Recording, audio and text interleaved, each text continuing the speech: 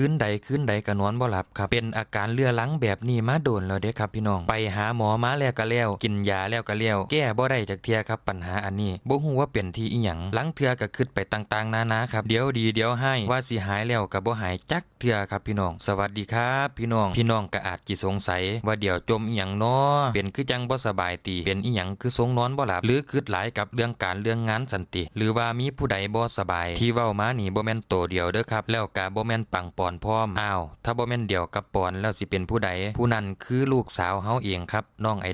ดามักนอนไอตอนกลางคืนครับไอลังเทื่อเป็นตาย่านแฮงครับพี่น้องคือจังว่ามันคุกลงไปในปอดนะแต่ไปหาหมอแล้วเด้แต่ก็บ่หายครับถ้าถามว่าอาการเป็นแฮงบ่มันก็บ่ได้เป็นแฮงเด้ครับเดี๋ยวเป็นเดี๋ยวหายจังว่านี่ล่ะจังมื้อนี้ไอมื้ออื่นก็บ่ไอทั้งวันเลยเด้ครับพี่น้องบางมื้ออยากไอก็ไอทั้งวันเป็นแบบนี้ซ้ำๆซากๆมาเกือบ1อาทิตย์แล้วครับบ่ฮู้ว่าสิแก้ปัญหาจังใดเดี๋ยวกับปอนก็เลยสงสัยว่าน่าจะเป็นกับฝุ่นบนที่นอนหรือเปล่าก็เลยคุยกันว่าโอเคมื้อนี้เฮาเอาผ้าห่มกับผ้าปูที่นอนมาซักกันดีกว่าเพราะว่าโดนแล้วเด้ที่เฮาบ่ได้ซักผ้าห่มผ้าปูที่นอนน่ะอาจจะมีฝุ่นบนที่นอนก็ได้ที่เฮ็ดให้ไอดาไอนี่ล่ะเนาะครับที่เพิ่นว่าความเป็นพ่อเป็นแม่นี่เห็นลูกบ่สบายบ่ได้กินข้าวบ่ได้นอนบ่หลับอันนี้ก็แม่นความจริงอีหลีเด้ครับพี่น้องแต่ก่อนตอนเดียวเป็นเด็กน้อยนี่เคยเครียดให้พ่อให้แม่ครับเป็นหยังคือตีแท้เฮ็ดอีหยังก็ตีหลังเที่ยสังฮอดพ่อฮอดแม่หนีออกจากบ้านครับความรู้สึกนี่ถ้าผู้ใดบ่มีลูกสิบ่เข้าใจเลยครับแล้วคลิปนี้เดี๋ยวอยากสิมาตอบคอมเมนต์พี่อันนึงอ่านเจอว่าสิแคปไว้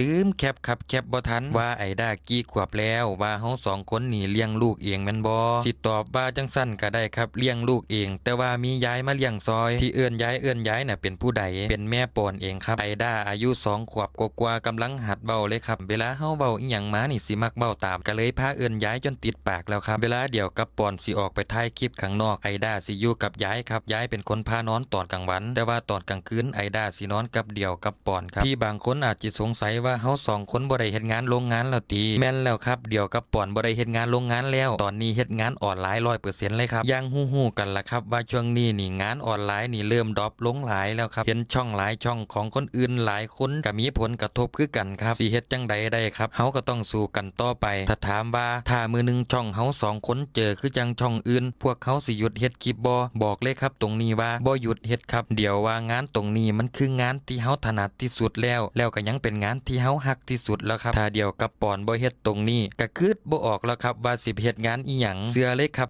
พี่ๆหลายคนที่นั่งเบิ่งคลิปนี้อาจสิติดตามพวกเขาย้อนคลิปตลกปกหามาก่อนก็ได้ครับเพราะว่าพี่ๆบางคนที่ติดตามเฮาก็อยากสิฮู้ชีวิตประจำวันของเฮาอยากฮู้หลังบ้านของเฮาอยากฮู้นิสัยใจคอของเฮาว่าเฮาเป็นคนจังใดมากขึ้นครับเดี๋ยวก็เลยถือโอกาสเฮ็ดคลิปสไตล์วีล็อกให้พี่ๆได้เบิ่งกันครับเพื่อพี่ๆ FC จะได้เบิ่งคลิปของพวกเขาหลายๆอย่างครับจะบ่ได้น่าเบื่อครับหลังคนก็คอมเมนต์มาว่าเฮ็ดงานมาเมื่อยๆได้มาเบิ่งคลิปเฮา2 คนก็ผ่อนคลายไปอันนี้เดียวกับปอนก็ขอบคุณหลายๆครับเดียวกับปอนก็ดีใจหลายครับที่ไปเป็นส่วนหนึ่งในความสุขของพี่ๆหลายๆคนได้ถ่ายคลิปนี้บ่ขออีหยังหลายครับคือเก่าล่ะครับขอพี่ๆกดไลค์กดแชร์กดคอมเมนต์ให้กำลังใจพวกเขาเนี่ยครับ